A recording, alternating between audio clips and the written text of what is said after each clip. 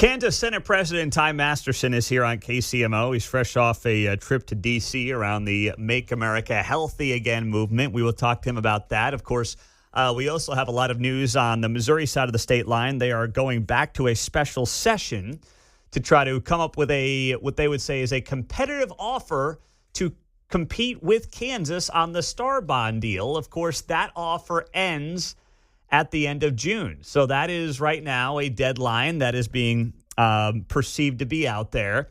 And Senate President Ty Masterson now joins us on KCMO. Senator, good morning. First off, how do you feel about Kansas's odds of potentially landing one of these two or maybe both of these pro sports teams in the next few weeks?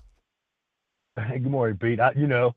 Who knows in the next few weeks, right? It's the deadline's out there, but I've actually seen that more as a deadline for Kansas, not a deadline for the teams, whether or not we feel like we're still in it, right? So we'll make that decision. We'll see. Be interesting to see what Missouri does. I'm still cautiously optimistic, right? I wasn't going to be the guy that showed up to the gunfight with a water gun, so we put our best offer on the table. We'll just see what happens. Kansas has nothing to lose, right? We're giving up something we didn't have to get something we don't have, right? I mean, we're in a good spot, so we'll just see what happens. Well, I would agree with that. So this deadline that I've, heard leadership talk about here of June 30th, it can be extended another year, right? And you would be part of that decision-making. So why would you not extend the offer if the teams were to ask you to extend the offer one more year?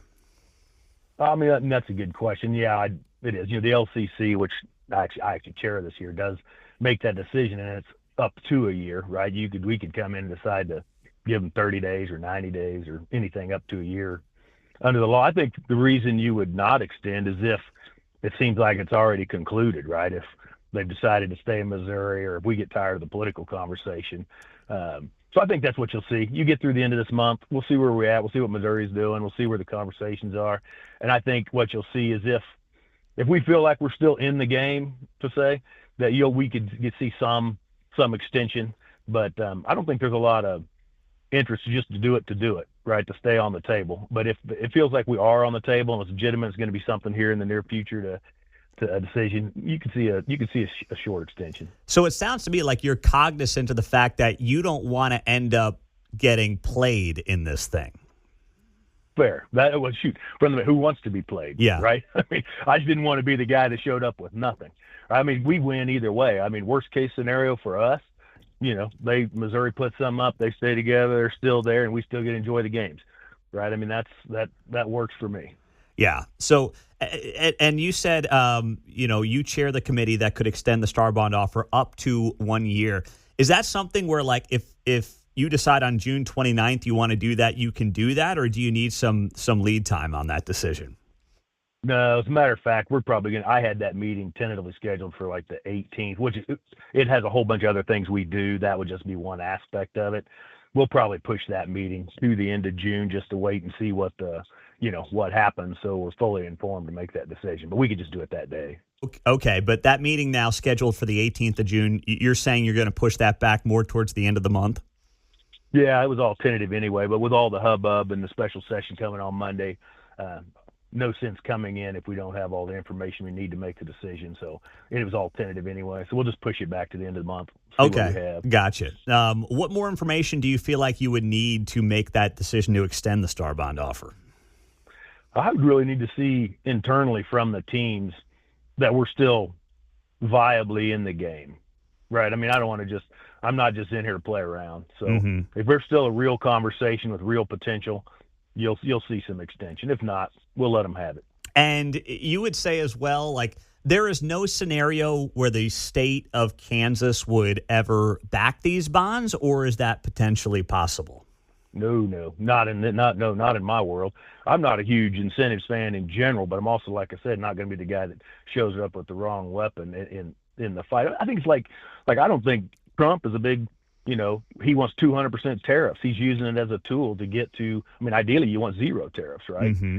So that's where I'm at. There's no scenario in which the Kansas taxpayers would be on the line for anything. That was from the very beginning. We wouldn't have put it up in the beginning, right? If ultimately a Kansas taxpayer if we had to raise a tax or put them online for anything, you would not have seen that come through the legislature, and that's not going to change. It's not like we're going to up the ante. Okay. I mean, we got, I'm all in. Here it is. Here it is. This is our best foot forward, and go for it. There is a perception that these star bonds just may not be able to generate the revenues needed to pay them back, and that the state backing any of this stuff would obviously be the backstop needed for investors. But you're saying no matter what, state's not going to be involved here in this. This is going to be basically a private deal.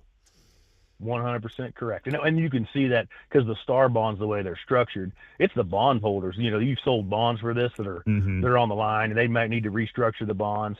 You've seen some of that, but there's no scenario in which the Kansas taxpayer is going to back this thing up. Okay. And then the other part of it, though, that always gets asked is, do you have any idea what the lines of the star bond district need to be to make this work?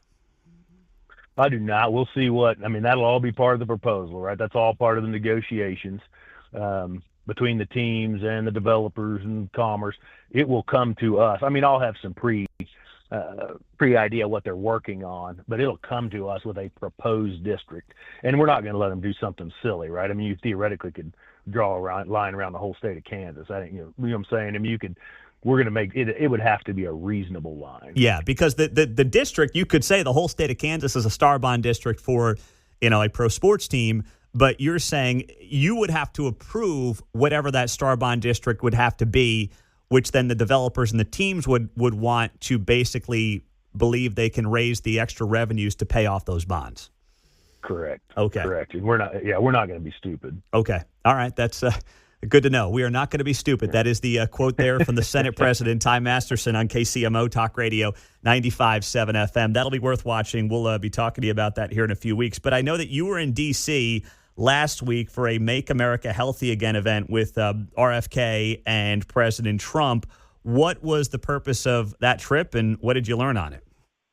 So, it was a good trip. The invitation came because Kansas is trying to take a step forward, kind of against, Governor Kelly and we were trying to, like, for example, reform SNAP, the supplemental nutrition program, government assistance for food to take out, pop and candy, things that aren't necessarily nutritious.